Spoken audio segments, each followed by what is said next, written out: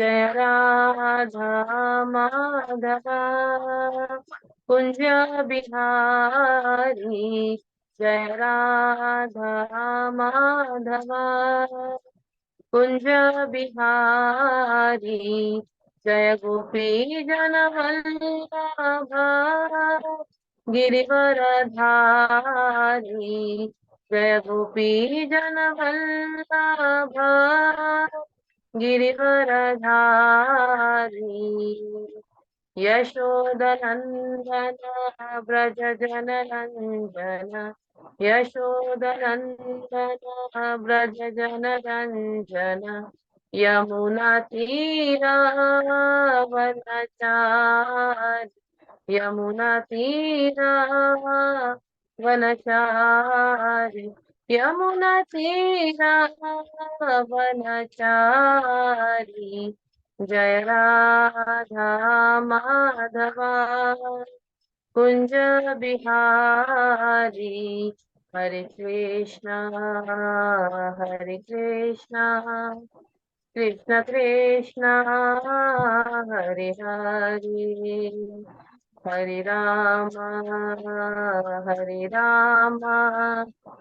राम राम हरे हरे। हरे कृष्णा कृष्ण कृष्ण हरे हरे। हरे राम राम राम हरे हरे। हरे कृष्णा कृष्ण कृष्ण हरे हरे। हरे राम राम राम हरे हरे। युगधर्म हरिनाम संकीर्तन यज्ञ की जय। जगत गुरु श्रील प्रभुपाद की जय। ओम अज्ञानतिमिरन्धस्य ज्ञानाञ्जनशलाकया चक्षुरुन्मिलितं येन तस्मै श्रीगुरवे नमः। श्रीचैतन्यमनोभीष्टं स्थापितं येन भूतले स्वयं रूपः कदा मह्यं ददाति स्वपदान्तिकं। वन्देऽहं श्रीगुरुः श्रीयुतापदकमलं श्रीगुरून् वैष्णवांश्च श्रीरूपं साग्रजातं सहगणा रघुनाथान्वितं तं सजीवम् साधुवैतं सावधूतं परिजना सहितं कृष्ण चैतन्य देवं श्रीराधा कृष्ण पादान् सहगणा ललिता श्री विशाखान्वितांश्च। हे कृष्ण करुणा सिंधु दीनबंधु जगतपते गोपेश गोपिका कांत राधा कांत नमोस्तुते। तप्त कांचन गौरांगी राधे वृंदावनेश्वरी वृषभानुसुते देवी प्रणमामि हरिप्रिये। वाञ्छाकल्पतरुभ्यश्च कृपा सिन्धुभ्य एव च पतितनां पावनेभ्यो वैष्णवेभ्यो नमो नमः। जय श्री कृष्ण चैतन्य प्रभु नित्यानंद श्री अद्वैत गदाधर श्रीवासादि गौड़ भक्त वृंदा। हरे कृष्णा कृष्ण कृष्ण हरे हरे। हरे राम राम हरे हरे। नमो विष्णुपादाय कृष्ण पृष्ठाय भूतले श्रीमते भक्ति वेदांत स्वामिनिति नामिने। नमस्ते सारस्वते देवे गौरवाणी प्रचारिणे निर्विशेष शून्यवादी पाश्चात्य देश तारिणे। मूकं करोति वाचालं पंगुं लंघयते गिरिं यत्कृपातमहं वन्दे श्रीगुरुं दीनतारिणं परमानंद माधवं श्रीचैतन्य ईश्वरम्। हरि ओम तत्सत्।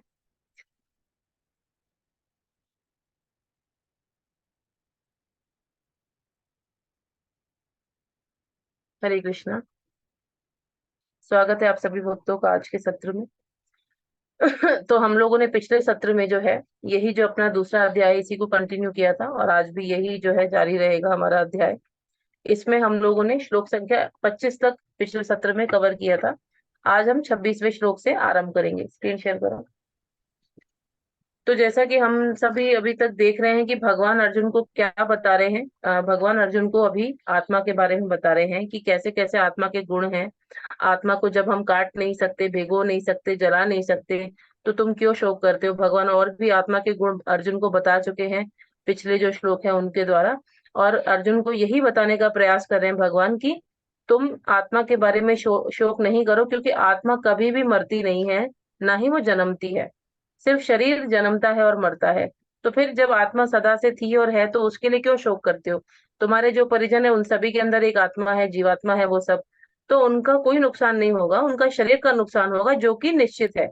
शरीर का नुकसान जो है वो इस धराधाम जो धाम है इसका तो बिल्कुल मतलब इम्पोर्ट ये है, मतलब अनिवार्य है, क्योंकि शरीर कभी भी शाश्वत नहीं है। शरीर जो है वो हमेशा मिटने के लिए ही बना है, और फिर वो मिटेगा तो नया शरीर भी प्राप्त हो जाएगा। तो अगर आप शरीर के लिए हम लोग शोक करें तो ये उचित नहीं है, क्योंकि जब इस धरती पर हम आते हैं तो ये स्वाभाविक ही है कि यहाँ पर जन्म और मृत्यु होना ही है। तो शोक क्यों करते हो, आत्मा को कुछ नहीं होगा। भगवान अर्जुन को यही बात समझाने का प्रयास कर रहे हैं बार बार। लेकिन अर्जुन जो है कैसे भी तरीके से इतना समझ नहीं पा रहे, तो भगवान उनको और भी ज्यादा गहन जो है उस आत्मा के बारे में जानकारी दे रहे हैं। तो अब हम लोग जो है 26वें श्लोक में देखेंगे कि भगवान अब अर्जुन को आगे क्या बोलते हैं आत्मा के बारे में। तो आप सभी भक्त जो है अनम्यूट करके मेरे पीछे इसको दोहराए इस श्लोक को। श्लोक संख्या 26 है, जिनके पास पुस्तक है वो पुस्तकों में से देख सकते हैं, अन्य लोग स्क्रीन पे देख लीजिए। अथ चैनम नित्य जातम तथ चैनं नित्यजातं नित्यं वा मन्यसे मृतम् नित्यं वा मन्यसे मृतं तथापि त्वं महाबाहो तथापि त्वं महाबाहो नैनं शोचितुमर्हसि। नैनं शोचितुमर्हसि। हम्म,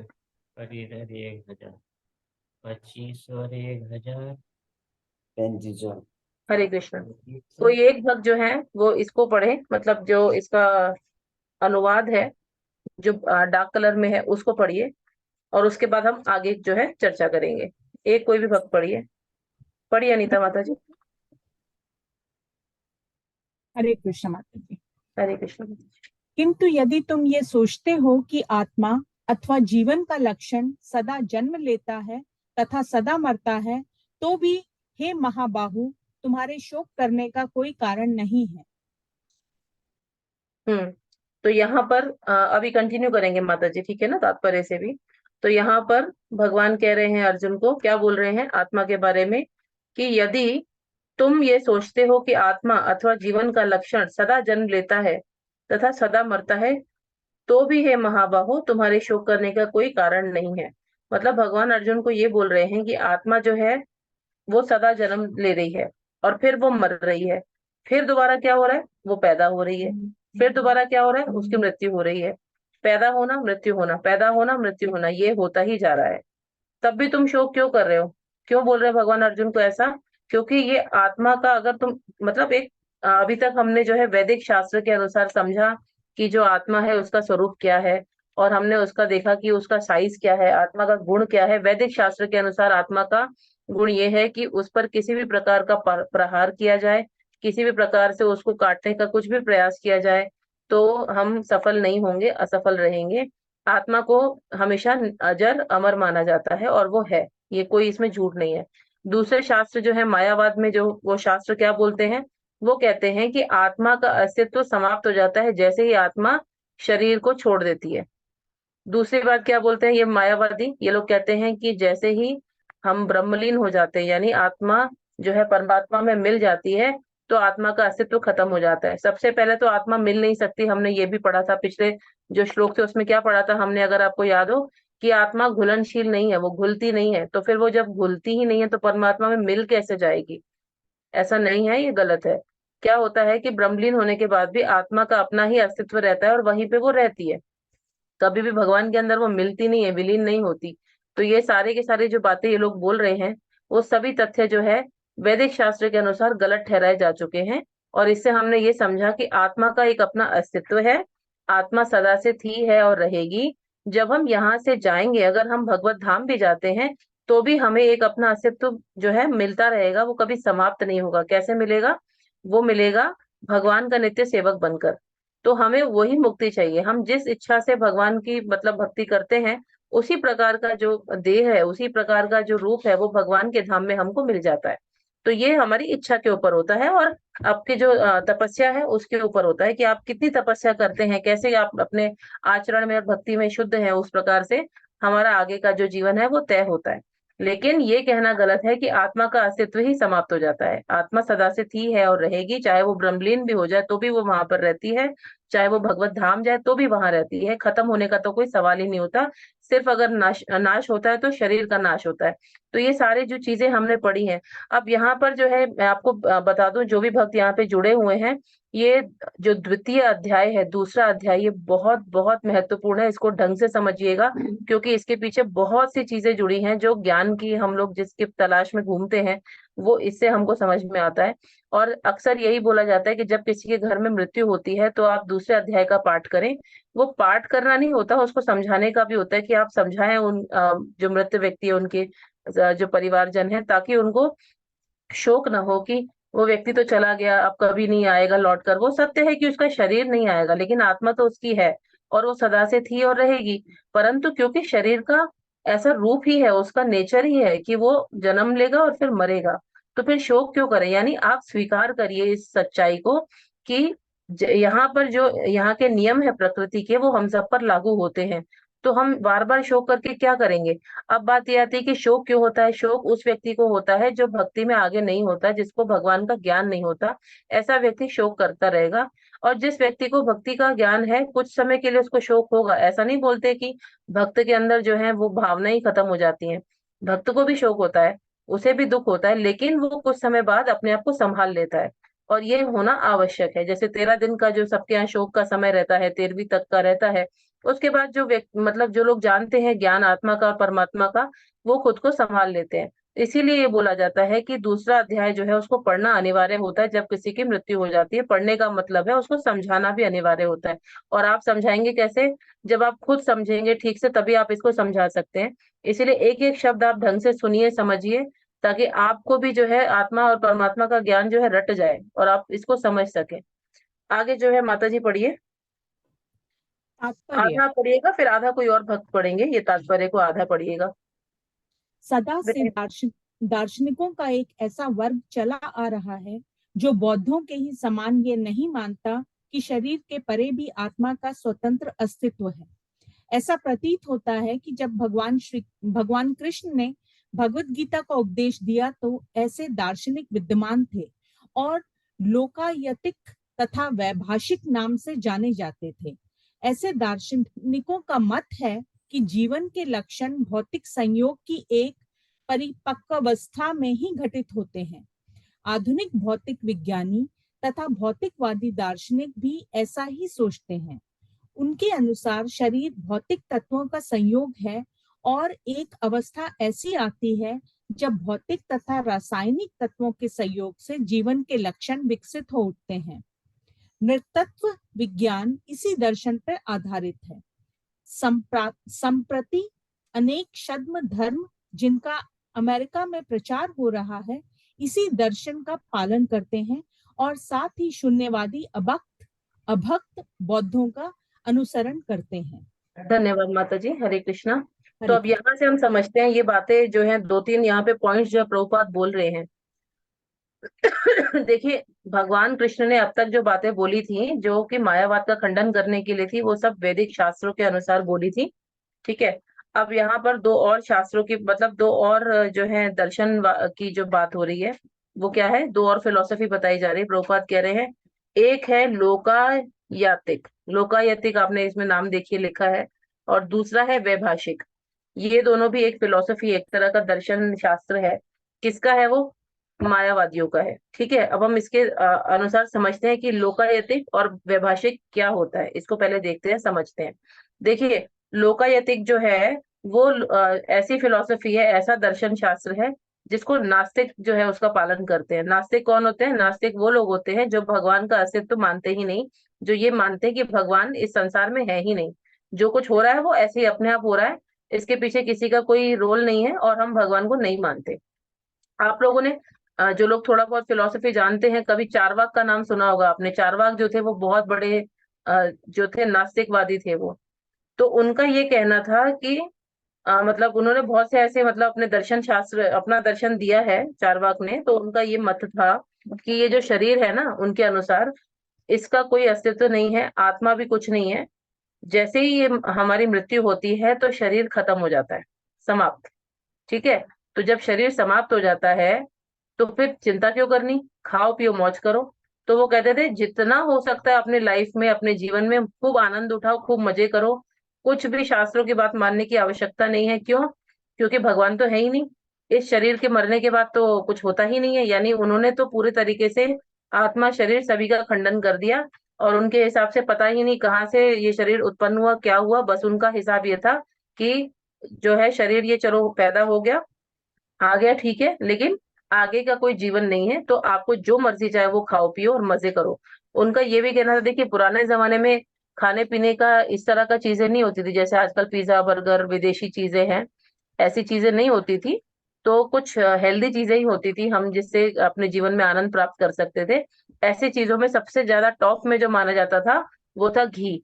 आप कभी भी देखिएगा कि घी की जो अपनी ही मतलब वैल्यू है, जो पुराने जमाने के लोग हैं वो हमेशा ही कहते हैं घी अच्छे से खाओ ताकि हड्डियां मजबूत हो और शरीर स्ट्रांग हो, ये सब चीजें घी के लिए मतलब घी के बारे में बोली जाती हैं। तो घी से बने जो व्यंजन होते हैं ना वो बड़े स्वादिष्ट होते हैं। आजकल का घी जो है वो अलग ही आ रहा है, बदबू वाला होता है जो भी है, लेकिन पहले के टाइम का घी बहुत शुद्ध होता था, तो उसकी खुशबू ही अलग होती थी। तो उस जमाने में घी को ही प्राथमिकता दी जाती थी, और घी से बने व्यंजन जो होते थे उनको प्राथमिकता दी जाती थी। तो चारवाक के अनुसार ये होता था कि आप खूब अच्छे से अच्छा, उन्होंने एक श्लोक लिखा था, मुझे वो श्लोक याद नहीं आ रहा है, खूब अच्छे से अच्छा घी डाल के जो है व्यंजन बनाओ नाना प्रकार के और उनको खाओ, घी टपके आपके मुंह से, ऐसा होना चाहिए। और अगर आपके पास रुपए नहीं है, आपके पास पैसे नहीं है घी खरीदने के लिए या लाने के लिए, तो आप उधार भी ले लो। और उनके अनुसार उधार ले लो तो चुकाने की भी आवश्यकता नहीं, क्योंकि आपके मरने के बाद कौन पूछ रहा है। आप तो किसी का पैसा ले भी जाओगे तो कौन पूछने वाला है, मर जाओगे तो क्या मतलब फर्क क्या पड़ने वाला है, वो तो गया सो गया। तो इस तरह की जो है दर्शन वो अपने जो है श्लोकों में बताते थे।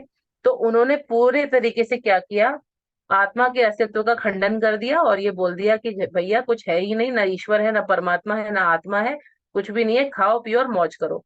तो यानी कि आगे का जो जन्म है उन्होंने कभी उसके बारे में नहीं सोचा, क्योंकि वो नास्तिक है। ठीक है। तो ये होता है लोकायतिक, जिसके बारे में अभी हमने समझा। यानी लोकायतिक क्या होते हैं?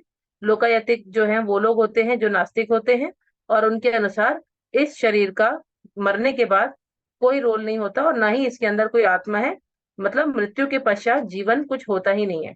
तो ये उन्होंने बोला। अब दूसरा पॉइंट यहाँ पे आता है, वैभाषिक। वैभाषिक के बारे में क्या है? वैभाषिक लोग जो होते हैं अधिकतर वो बौद्ध धर्म के अनुयायी जो होते हैं उनको बोला जाता है। इन लोगों का सिद्धांत है ये जो बौद्ध लोग हैं वो इनको मतलब मानते हैं। और मैंने आपको पहले भी बताया है, म्यूट कर दो बेटा। मैंने आपको पहले भी बताया है कि बौद्ध लोग जो होते हैं उनके अनुसार क्या होता है, उनके अनुसार मतलब क्योंकि उस समय जब हिंसा बहुत ज्यादा चलन पे थी, तब वो सिर्फ हिंसा को रोकने के लिए, क्योंकि मनुष्य की इतनी बुद्धि नहीं थी कि वो मतलब शास्त्रों को समझ सके या भगवान की भक्ति कर सके, तो केवल हिंसा रोकने के लिए भगवान ने बौद्ध जो है बुद्ध का अवतार लिया था। और उस समय बुद्ध भगवान ने क्या बोला कि सारे शास्त्रों का खंडन कर दिया, क्योंकि शास्त्रों को लोग गलत तरीके से तोड़ मरोड़ के अपने हिसाब से उनका जो है मतलब सिद्धांतों को लगा रहे थे वो लोग। शास्त्रों का भी गलत उपयोग हो रहा था, इसीलिए भगवान बुद्ध ने क्या बोला कि शास्त्रों का खंडन करो, शास्त्र कुछ नहीं है, और आप क्या करो, सिर्फ और सिर्फ आप हिंसा रोक दो, यानी कि जो आप मार काट कर रहे हो उसको रोको। वो क्यों किया था उन्होंने? ताकि लोगों की बुद्धि शुद्ध हो सके और वो फिर आगे जो है भक्ति कर सके। और उसके बाद फिर शंकराचार्य आए, जो हम बाद में डिस्कस करेंगे, ये बहुत डिटेल है, तो इसको अभी डिटेल में मैं डिस्कस नहीं करूंगी। तो ये बौद्ध धर्म के जो अनुयायी है ये लोग क्या कहते हैं, इनके अनुसार क्या होता है, आत्मा और शरीर अलग अलग है। ठीक है। इनके अनुसार ये है कि आत्मा अलग है, शरीर अलग है, लेकिन शरीर भी घट रहा है आत्मा भी घट रही है, इनके अनुसार ये बात है। और हम क्या बोलते हैं, आत्मा को कुछ नहीं होता। वैदिक शास्त्र क्या बताता है कि आत्मा को कुछ भी नुकसान नहीं होता, सिर्फ शरीर घट रहा है, बढ़ रहा है, शरीर बूढ़ा हो रहा है, शरीर में रोग आ रहे हैं, लेकिन आत्मा में कुछ भी बदलाव नहीं आता। ये हमने वैदिक शास्त्र के द्वारा समझा है, जो भगवत गीता में भगवान ने यही बताया हमको। और इनके अनुसार क्या होता है कि शरीर अलग है, आत्मा अलग है। और ये जो लोकायतिक है ये क्या बोलते हैं, शरीर और आत्मा एक ही है, मर गए तो सब खत्म हो गया। वो बौद्ध वाले ये क्या बोलते हैं, ये वैभाषिक क्या बोलते हैं, शरीर अलग है आत्मा अलग है, परंतु जैसे शरीर घट रहा बढ़ रहा है उसको तकलीफ है, वैसे ही आत्मा भी क्षीण हो रही है धीरे धीरे, उसका भी ह्रास हो रहा है, ऐसे उनका मानना है। तो जब मृत्यु होती है तो यहाँ शरीर भी मरता है और यहाँ आत्मा भी मर जाती है। ये जो है वैभाषिक जो है लोग ये कहते हैं, इस प्रकार का इनका मत है। तो हम ये क्या कहते हैं, हमने अभी तक यही पढ़ा कि आत्मा को कुछ नहीं होता है ना, तो फिर आत्मा कैसे मर जाएगी, शरीर मरेगा पर आत्मा तो वहीं रहेगी। और उसका मैंने आप लोग को एक उदाहरण भी दिया था कि हमारा शरीर बूढ़ा हो जाता है, लेकिन कई बार हम लोग उसको स्वीकार नहीं कर पाते हैं ना कि हम बूढ़े हो रहे हैं। क्यों? क्योंकि हमारी जो आत्मा है ना वो उसका एक ही मतलब उम्र रहती है पूरे जीवन भर। वो क्या रहती है, मतलब जितना भी समय है आत्मा का, वो यही रहता है कि वो मतलब टीनेजर है, किशोरावस्था की उम्र है। तो इसीलिए कई लोगों के अंदर आप देखेंगे कि मतलब अपने आप को बूढ़ा स्वीकार नहीं करेंगे और फिर अपने आप को चमकाने में लगे रहेंगे, या फिर दिल से कहेंगे हम जवान हैं, भले शरीर बूढ़ा हो तो क्या हुआ, हमारा दिल तो जवान है। इस प्रकार की उनकी एक्टिविटीज भी होती हैं। क्यों होती हैं? क्योंकि वो जो अंदर बैठी आत्मा है, उस आत्मा का नित्य स्वरूप ही यही है कि वो एक किशोरावस्था लिए हुए है। इससे ज्यादा किसी की उम्र नहीं होती भगवत धाम में, 12 से 16 साल से ज्यादा किसी की उम्र नहीं होती है, इतनी उम्र ही है हमारी। यही हमारा नित्य स्वरूप है, इसमें कोई बदलाव नहीं आता। तो आत्मा इस शरीर के बदलाव को स्वीकार नहीं करती है, उसको तकलीफ होती है। और यही जो बात है, लोग फिर अपने शरीर को जो है मतलब चमकाने में लग जाते हैं। तो यह इस बात का भी खंडन हो जाता है कि आत्मा जो है वो भी बूढ़ी हो रही है साथ साथ, नहीं, गलत है। ठीक है, तो ये दो हमने समझे दर्शन। एक हमने समझा, कौन बताएगा ये क्या समझा हमने, ताकि आपको याद रहे। कोई भी एक भक्त बताइए। पहला क्या था नाम? बुक में लिखा है, बुक में से देख के बताइए।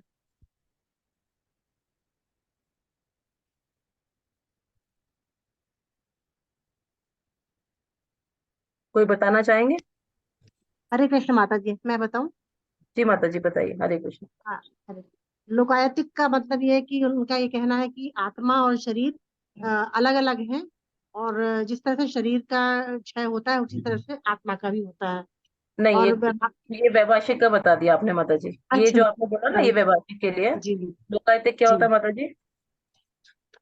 लोकायतिक का मतलब एक ही है, आत्मा और शरीर, और जिस तरह से शरीर का क्षरण होता है उसी तरह से हमारी आत्मा भी खत्म हो जाती है। उनके अनुसार क्या होता है, आत्मा और उनके शरीर एक ही है। उनके एक अनुसार ही है, आत्मा है ही नहीं, शरीर ही है, बस शरीर खत्म तो सब कुछ खत्म। तो सब ये कुछ उनका खत्म। मत है। ठीक है ना? तो इस प्रकार से हमने ये समझा। तो ये दो बातें अभी हमने समझी। अब तीसरी बात हम क्या समझने वाले हैं? तीसरी बात ये समझने वाले हैं कि अब एक तीसरी फिलोसफी और आजकल चल रही है। स्लो कर लोगे तो थोड़ी की। क्या तीसरी, क्या नाम, म्यूट कर दो सब। तीसरी फिलोसफी ये चल रही जो आजकल के साइंटिस्ट यानी आजकल के वैज्ञानिक बोलते हैं। वो क्या बोलते हैं आजकल के वैज्ञानिक? वो कहते हैं कि कुछ भी रसायन जब मिलते हैं ना, कुछ स्पेसिफिक या पर्टिकुलर थोड़े ऐसे रसायन है, जब वो मिलते हैं तो शरीर बन जाता है। ठीक है?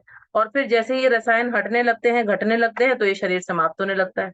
तो इनके अनुसार ये बात आती है कि रसायनों के मिलन से ये शरीर उत्पन्न हो जाता है, और रसायन जब क्षीण होने लगते हैं तो ये शरीर जो है वो मर जाता है। ये आजकल के साइंटिस्ट बोलते हैं, कि आजकल के जो है वैज्ञानिक, उनका ये कहना है। उनको पता ही नहीं कि भगवत गीता क्या बोलती है। ठीक है? अब इनको एक डिबेट चल रही थी ऐसे ही, जिसमें बहुत सारे साइंटिस्ट बैठे हुए थे, जिसमें एक भक्त भी थे, वो भी साइंटिस्ट थे। हमारे यहाँ पे बहुत से ऐसे भक्त हैं जो साइंटिस्ट हैं। तो जब ये डिबेट चल रही थी, ये वाद विवाद प्रतियोगिता चल रही थी, उस समय पे इनका ये मत आया कि भाई कुछ रसायन को मिला दो और शरीर उत्पन्न हो जाएगा। तो फिर जो भक्त थे उन्होंने बोला कि आप जितने चाहे रसायन मैं आपको लाके दे सकता हूँ, आप शरीर बना के दिखा दीजिए, ये मैं आपको चैलेंज देता हूँ। और वहीं पर सबकी बोलती बंद हो गई, क्योंकि ये संभव ही नहीं है कि आप कितने भी रसायनों को मिला के किसी का शरीर बना सकें। ये जीवित शरीर जो पंच तत्व का बना है, कहाँ से बना पाएंगे? आप सब कुछ कर सकते हैं, लेकिन ये संभव नहीं कि आप किसी को मतलब प्राण दे सकें, या कोई ऐसा जीवात्मा उत्पन्न कर सकें। जो ये वैज्ञानिक इस प्रकार की बकवास जो है अपनी बातें फिलोसफी बताते हैं। तो ये तीसरा तथ्य हमने समझा। तो तीन लोगों की बातें हमने देखी। एक हमने लोकायतिक देखी, एक हमने वैभाषिक देखी, और तीसरी हमने समझी कि ये आजकल के वैज्ञानिक क्या बोलते हैं। ठीक है? अब आगे कौन भक्त पढ़ेंगे? इसके आगे से पढ़िए जहाँ माता जी ने छोड़ा था। हरे कृष्ण माता जी, मैं पढ़ूं? जी जी माता जी पढ़िए। एक सेकंड। यदि अर्जुन यहाँ से पढ़ना हाँ, है माता जी। यदि यदि अर्जुन को आत्मा के अस्तित्व में विश्वास नहीं था, जैसा कि वैभाषिक दर्शन में होता है, तो भी उसके शोक करने का कोई कारण न था। कोई भी मानव थोड़े से रसायनों की क्षति के लिए शोक नहीं करता तथा अपना कर्तव्य पालन नहीं त्याग देता है। दूसरी ओर आधुनिक विज्ञान तथा वैज्ञानिक युद्ध में शत्रु पर विजय प्राप्त करने के लिए न जाने कितने टन रसायन फूंक देते हैं। वैभाषिक दर्शन के अनुसार आत्मा शरीर के क्षय होते ही लुप्त हो जाता है। अतः प्रत्येक दशा में, चाहे अर्जुन इस वैदिक मान्यता को स्वीकार करता कि अणुप आत्मा का अस्तित्व है, या कि वह आत्मा के अस्तित्व को स्वीकार नहीं करता, उसके लिए शोक करने का कोई कारण न था। इस सिद्धांत के अनुसार क्योंकि पदार्थ से प्रत्येक क्षण असंख्य जीव उत्पन्न होते हैं और नष्ट होते रहते हैं, अतः ऐसी घटनाओं के लिए शोक करने की कोई आवश्यकता नहीं है। यदि आत्मा का पुनर्जन्म नहीं होता, तो अर्जुन को अपने पितामह तथा गुरु के वध करने के पाप फलों से डरने का कोई कारण न था। किंतु साथ ही कृष्ण ने अर्जुन को व्यंग्य पूर्वक महाबाहु कहकर संबोधित किया, क्योंकि उसे वैभाषिक सिद्धांत स्वीकार नहीं था, जो वैदिक ज्ञान के प्रतिकूल है। क्षत्रिय होने के नाते अर्जुन का संबंध वैदिक संस्कृति से था और वैदिक सिद्धांतों का पालन करते रहना ही उसके लिए शोभनीय था। धन्यवाद माता जी। हरे कृष्णा। अब हरे यहाँ पर कृष्णा। भगवान क्या बोल रहे हैं, भगवान ने तीनों बातें समझाई, मतलब प्रभुपाद ने तात्पर्य में जो है तीनों बातें हमको समझाई, तीनों दर्शन के बारे में बताया, जो तीन लोगों का तीन अपना अपना सोच है, तीन मत हैं, वो तीनों हमने जाने। ठीक है। और हमने ये भी जाना कि वैदिक शास्त्र क्या बोलता है, आत्मा के क्या गुण बताता है, वो भी हमने समझे अच्छे से। तो अब आप खुद भी सोच के देखिए कि वो सही है या ये सही है, क्योंकि हम जन्म मरण के पीछे का कारण देख चुके हैं, समझ चुके हैं। कर्मों की वजह से हमारा जन्म और मृत्यु हो रहा है बार बार, और फिर अनेकों अनेकों कर्म हमने किए हैं ऐसे, जिसकी वजह से हमारे जीवन में सुख और दुख आते हैं। वो हम टाल के भी नहीं टाल सकते, उसको स्वीकार करना ही पड़ता है। और कुंठा कब होती है, जब हम उसको स्वीकार नहीं करते, तब हम परेशान होते हैं। जब कोई स्वीकार कर लेता है कि ठीक है, ये तो निश्चित ही है, कुछ ना कुछ ऐसा मेरे भाग्य में होगा तो मुझे मिल रहा है, तो फिर व्यक्ति जो है परेशान नहीं होता। लेकिन परेशान कब होता है कोई व्यक्ति, जब वो उसके विपरीत करना चाहे, यानी कि जो उसको प्राप्त हो रहा है वो उसको स्वीकार नहीं करके वो चाहे मुझे कुछ और मिल जाए, तब उसको परेशानी जो है उसको होने लगती है। अब यहाँ प्रभुपाद ने हमें तीनों बातें समझा दी। अब भगवान अर्जुन को ये भी कहते हैं कि दोनों बातों में अगर तुम वैदिक शास्त्र को छोड़ दो, उसका खंडन कर दो। पहली बात तो हमने बोला, आत्मा शाश्वत है, नित्य है, अजर है, अमर है, उसका कोई नुकसान हो ही नहीं सकता, तो भी तुमको दुख करने की आवश्यकता नहीं, क्योंकि जिसको तुम प्रेम कर रहे हो वो तो आत्मा है ना। मतलब मैं जो बात कर रही हूँ आपसे, मेरा शरीर थोड़ी बात कर रहा है, मेरे अंदर जो परमात्मा बैठे हैं, जीवात्मा है, वो ही तो मेरे शब्दों को निकाल रही है ना। तो आप मुझे नहीं प्रेम कर रहे हैं, आप मेरी इस आवाज से प्रेम कर रहे हैं, जो अंदर मेरे चेतना है, आप उससे प्रेम कर रहे हैं। और वो चेतना कहाँ से आ रही है, वो जीवात्मा के द्वारा आ रही है मेरे शरीर के अंदर। तो जब अगर ये जीवात्मा मेरे शरीर से निकल जाएगी, तो आपको मेरा शरीर अच्छा नहीं लगेगा, क्योंकि वो मृत है। तो शोक क्यों करना, जिससे तुम प्रेम कर रहे हो, इसको आप डीपली समझिए, अच्छे से थोड़ा सा समझिएगा सब लोग, कि जिससे हम प्रेम करते हैं वो आत्मा है जो शरीर के अंदर बैठी है, उसका कोई नुकसान हो ही नहीं सकता। तो फिर तुम क्यों शोक करते हो? अब क्योंकि वो हमको दिख नहीं सकती, तो हम ये शरीर को देख रहे, तो हम इस शरीर से ही प्यार करते हैं। लेकिन जब हम ज्ञान के पथ पे चलते हैं, और फिर क्या होता है, हमारा जो मोह है शरीर के प्रति वो हटने लगता है। तो यही बात हम भगवत गीता के द्वारा समझ रहे हैं यहाँ पर। तो प्रभुपाद ये बोल रहे हैं अर्जुन को कि भगवान कहते हैं कि यदि तुमने वैदिक शास्त्रों को भी हटा दिया, मान लो चलो ठीक है, हमने कहा कि आत्मा अजर अमर है, तुम उसको नहीं समझ पा रहे हो, तो चलो उसको साइड कर देते हैं। अब इनके द्वारा अगर हम ये कहें कि आत्मा का अस्तित्व नहीं है, शरीर का अस्तित्व नहीं है, और मरना है, ये निश्चित रूप से शरीर मरेगा, उसके बाद भी कुछ मतलब टेंशन नहीं, मतलब फिर उसके बाद उसका अस्तित्व नहीं है, जीवात्मा नहीं होती कुछ भी, अगर इस बात को भी हम सत्य माने, तो भी क्यों टेंशन कर रहे हो? क्यों? क्योंकि अगर तुम ये देखो तो उस शरीर को तो मरना ही था, वो तो तय है, जाएगा ही ना, तो वो जा ही रहा है, तो फिर उसके लिए शोक क्यों करना? तो ये बात भी भगवान अर्जुन को बोल रहे हैं कि अगर हम उस तथ्य को भी देखते हैं तो भी शोक नहीं करना चाहिए, क्योंकि ये होना निश्चित है। जब निश्चित है तो उसको स्वीकार करना अच्छा है। दुख हमें तब होता है जब हम उसको स्वीकार नहीं करते, और अर्जुन इसीलिए दुखी है क्योंकि अर्जुन जो सत्य है उसको स्वीकार नहीं कर रहे, और वो माया में है। यही अर्जुन का जो है प्रॉब्लम है, ये अर्जुन की परेशानी है। अब इससे हमने क्या सीखा? इस श्लोक से हमने जो सीखा है वो क्या सीखा है, कि हमने हर प्रकार की फिलॉसफी देख ली, सुन ली, उनके अपने अपने मत देख लिए, और उनका समझ लिया कि उनका ज्ञान क्या कहता है। और हमने ये भी देखा कि हमारा वैदिक शास्त्र क्या बोलता है। तो आप खुद सोचिए कि क्या सत्य है और क्या गलत है। अपने आप से थोड़ा सा आप अनुमान लगाइए, जितना जितना हमने रूल्स पढ़े हैं, जो भी हमने पढ़ाई की पिछले सत्रों में और अभी भी जो हम समझ रहे हैं, उनके अनुसार आप खुद से सोचिए कि क्या आत्मा का अस्तित्व नहीं होता। अगर आत्मा का अस्तित्व नहीं होता तो फिर ये बार बार जन्म और मरण क्यों हो रहा होता। और बार बार जन्म और मरण होता है, मृत्यु के पश्चात भी जीवन है। इसीलिए हमको टेंशन होनी चाहिए कि हम ऐसा कोई कार्य ना करें जिससे हमारे आगे का जीवन खराब हो। कभी कभी हमें अपने कर्मों के फल इसी जीवन में प्राप्त होते हैं, और कभी कभी अगर शेष रह जाते हैं तो उसके लिए हमको वापस जन्म लेना पड़ता है। तो हम भक्त हैं और हमको ये समझना चाहिए, और जो हमने पहले भी समझा है हमेशा से, कि हमें कोई भी कर्म नहीं करना है, ना अच्छा कर्म बनाना है ना बुरा कर्म बनाना है। हमें सिर्फ भगवान की सेवा में अपने कर्मों को डाल देना है। अगर मैंने कोई कार्य किया और उसके फल की मैंने इच्छा की कि मेरे को इसका का फल मिले और मेरी तारीफ हो, तो आपने कर्म बना लिया। अगर आपने कोई कार्य किया और आपने उसके प्रति कुछ इच्छा ही नहीं करी कि मेरी तारीफ हो, और आपने ये बोला कि जो भी किया है कृष्ण की कृपा से किया है, मैंने, भगवान ने मुझे शक्ति दी है, मेरे पास कोई शक्ति नहीं, तो आपका ये कर्म हो गया बिल्कुल खत्म, ये जीरो हो गया। इसका आपने इच्छा ही नहीं करी कि मुझे कोई फल प्राप्त हो। तो ऐसे में क्या हुआ, आपने कर्म बनाया नहीं। अब कोई बुरा कर्म किया तो भी फल हो गया उसका बुरा। तो ये दोनों मिश्रित रूप से चलते रहते हैं, और जब तक इन दोनों से हम नहीं निकलेंगे बाहर, तब तक हमारा जन्म और मरण होता रहेगा। तो हमने इस श्लोक के द्वारा ये समझा कि विभिन्न तथ्य हमने देख लिए, विभिन्न दर्शनों की ज्ञान हमने सुन लिए, जिसके अनुसार हमने ये सुना समझा कि भगवत गीता ही श्रेष्ठ है। वही एक ऐसा वैदिक ज्ञान है जिसको बिल्कुल पूरी तरीके से जो प्रमाणित है, जो संपूर्ण है। इस प्रकार के उल्टे सीधे ज्ञान से हमको क्या होगा, सिर्फ अंधकार में जीवन मिलेगा और हमारा आगे का जीवन बनता ही रहेगा। तो अब क्योंकि बहुत मुश्किल से हमको भगवान कृष्ण की भक्ति मिली है, ये वैदिक ज्ञान प्राप्त हो रहा है, तो इस पे हमको टिक के रहना है।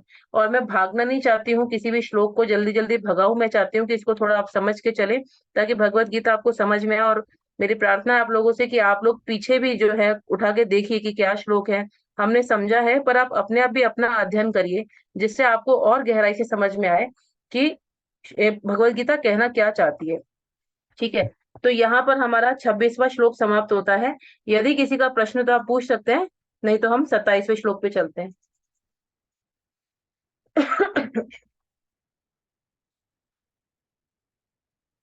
ठीक है, किसी का कोई प्रश्न नहीं है तो फिर हम 27वां श्लोक लेंगे। मेरे पीछे पीछे आप उच्चारण करिए इसका श्लोक का। अनम्यूट कर दीजिए। जातस्य हि ध्रुवो मृत्युर् जातस्य हि ध्रुवो मृत्युः ध्रुवं जन्म मृतस्य च ध्रुवं जन्मामृतस्य च तस्मादपरिहार्यर्थे तस्मात् परिहार्यार्थे न त्वं शोचितुमर्हसि। न त्वं शोचितुमर्हसि। अब कोई भी एक भक्त जो है वो इसको पढ़े। मैं पढ़ूं माता जी? जी जी, पढ़िए प्रभु जी। जिसने जन्म लिया है उसकी मृत्यु निश्चित है, और मृत्यु के पश्चात पुनर्जन्म भी निश्चित है। अतः अपने अपरिहार्य कर्तव्य पालन में तुम्हें शोक नहीं करना चाहिए। एक मिनट रुक जाइएगा प्रभु जी, फिर आगे बढ़ते हैं। तो यहाँ पर प्रभुपाद जो है क्या बोल रहे हैं, देखिए अब तक जो है हमने, थैंक यू, अब तक जो है हमने पढ़ा था, समझा, अनेकों अनेकों दर्शनवाद समझे, मायावाद समझा, और फिर हमने नास्तिकवाद भी समझा कि क्या बोलते हैं ये सब, इनके सिद्धांत क्या कहते हैं। अब बात आ रही कर्मवाद की। अब यहाँ पर कर्म की बात कर रहे हैं भगवान कृष्ण अर्जुन को, तो वो भी हम अच्छे से समझेंगे। इसमें क्या पहले बोल रहे हैं भगवान कि जिसने जन्म लिया है उसकी मृत्यु निश्चित है, ये कर्म के अनुसार होता है। ठीक है, आप यदि कर्म करते हैं तो आपको पुनः इस संसार में आना पड़ेगा, ठीक है ना। तो ये आपके जन्म का कारण बन जाएगा। अब आप लोगों से प्रश्न करती हूँ, जन्म का कारण क्या होता है? कर्म, हमारे कर्म माता जी। जी, हमारे कर्म हमारे का कारण बन जाते हैं। और मृत्यु का कारण क्या होता है? मृत्यु का कारण भी हमारे कर्म ही होते हैं। जैसे जन्म जो है वो कर्मों के द्वारा प्राप्त होता है। आपने जैसे कर्म किए होंगे उसी के हिसाब से आपका अगला जन्म होगा। आप अमीर परिवार में जन्मेंगे, गरीब परिवार में जन्मेंगे, आप किसी भक्त के घर जन्मेंगे, आप किसी म्लेच्छ के घर जन्मेंगे, ये आपके कर्मों के अनुसार होगा। मृत्यु कैसे होगी? मृत्यु भी हमारे कर्मों के अनुसार होगी। अभी किसी के कर्म ऐसे रहे जिसने लोगों को बहुत तकलीफ पहुंचाई है, और ग्रुप में हुआ है तो उसकी मृत्यु हो सकता है कि बाढ़ में सभी के साथ हो जाए, मतलब बाढ़ आई और सारे के सारे 8-10 लोग मर गए। तो इस प्रकार की मृत्यु जो होती है वो भी कर्मों के अनुसार है।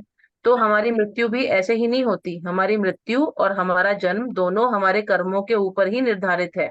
जिसने जैसे कर्म किए हैं उसी के हिसाब से उसकी मृत्यु होगी, उसी के हिसाब से उसका जन्म होगा। तो जब हमारे कर्म हम कर रहे हैं उसी के हिसाब से हमको फल मिल रहे हैं, तो फिर शोक क्यों करते हो? और फिर जब समझा रहे हैं कि ऐसे कर्म मत करो जिससे कि तुम्हारे पाप या पुण्य बने, तो फिर क्यों कर रहे हो? अगर किसी को पुण्य की इच्छा है, जैसे आप लोग देखिए, मतलब हम जब भक्ति में लोगों को प्रोत्साहन देते हैं, जो नए भक्त होते हैं उनको हम बोलते हैं आप ऐसा करिए, आपके हो सकता है मतलब कुछ कर्म घटे। निश्चित रूप से भगवान की शरण में जब कोई व्यक्ति आता है, अनजाने में भी आता है ना, तो भगवान उसके कर्म। सबको म्यूट कर दो आप।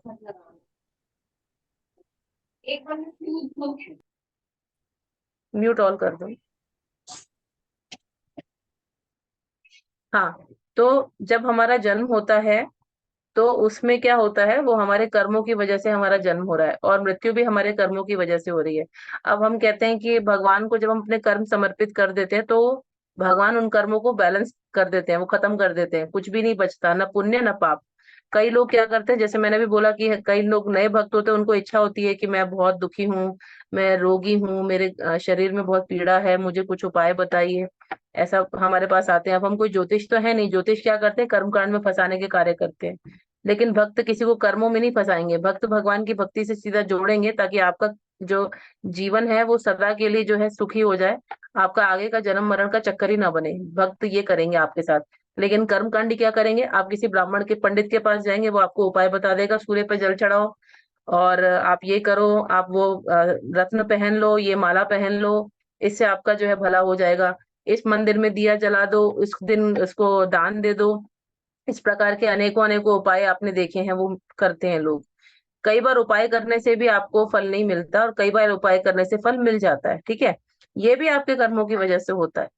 लेकिन आप इसके द्वारा क्या चाहते हैं, होना क्या है आपका? फिर से आप ये सब जो करेंगे वो आपको फिर इस जन्म में फंसा देगा, यानी आपका फिर अगला जन्म हो जाएगा। अगर आपने बहुत दान पुण्य किया है, बहुत अच्छे दानी रहे हैं आप, तो निश्चित रूप से आपका अगला जन्म किसी अमीर परिवार में होगा, और आपको जीवन भर आपको धन की कोई भी परेशानी नहीं रहेगी। लेकिन अगर आपने चोरी चकारी करी, कोई ऐसा कार्य किया जो किसी को दुख दे, तो फिर अब ऐसा व्यक्ति का जन्म गरीब परिवार में होता है। मान लीजिए किसी ने भाई की संपत्ति हड़प ली, तो उसका गरुड़ पुराण के अनुसार क्या होता है रिजल्ट? कोई भाई की संपत्ति हड़पता है तो वो अगले जन्म में क्या होता है, अंधा बन के पैदा होता है। इस प्रकार से गरुड़ पुराण में बहुत सी चीजें दी हुई हैं कि आप क्या क्या कर्म करते हैं उसके अनुसार आपको अगले जन्म में क्या क्या फल मिलते हैं, ठीक है ना। तो हम उस पे नहीं जाते। भक्त क्या बोलता है, भक्त कहता है परमानेंट सॉल्यूशन चाहिए। परमानेंट सॉल्यूशन क्या है? कर्मों को जीरो करना है। ये बार बार मैंने बोला है। और अभी भी जो है कई लोग इसी अ, मतलब सालों साल लग जाते हैं लोगों को, भक्ति भी कर रहे हैं, लेकिन उनकी भक्ति मिश्रित होती है। मिश्रित मतलब कर्म मिश्रित भक्ति हो जाती है, यानी कर्म की इच्छा, मतलब कर्म कर रहे हैं फल की इच्छा के साथ में, और भक्ति भी कर रहे हैं। तो ऐसा नहीं कि भगवान उनको नकार देंगे, भगवान अस्वीकार कर देंगे, ऐसा नहीं है। भगवान उनको भी सहायता देंगे, उनको भी, वो भी भगवान को प्यारे हैं, प्रिय हैं।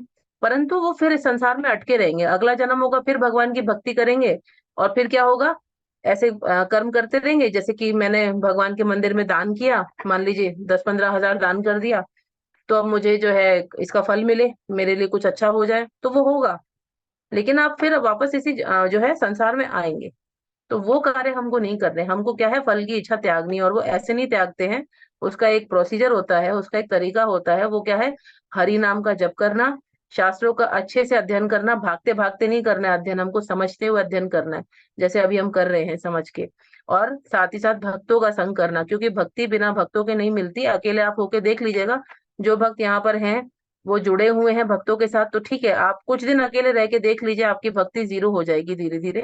क्योंकि भक्ति भक्तों के साथ प्राप्त होती है, भक्ति का बल तभी मिलता है।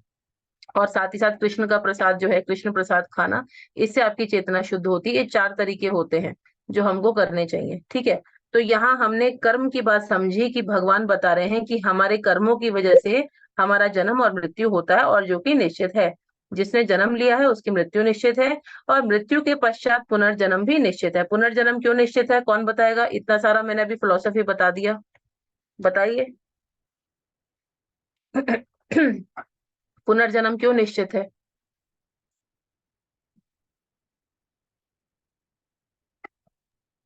माता जी, हम जैसा कर्म करेंगे उस कर्मों के अनुसार हमारा पुनर्जन्म निश्चित हो जाता है।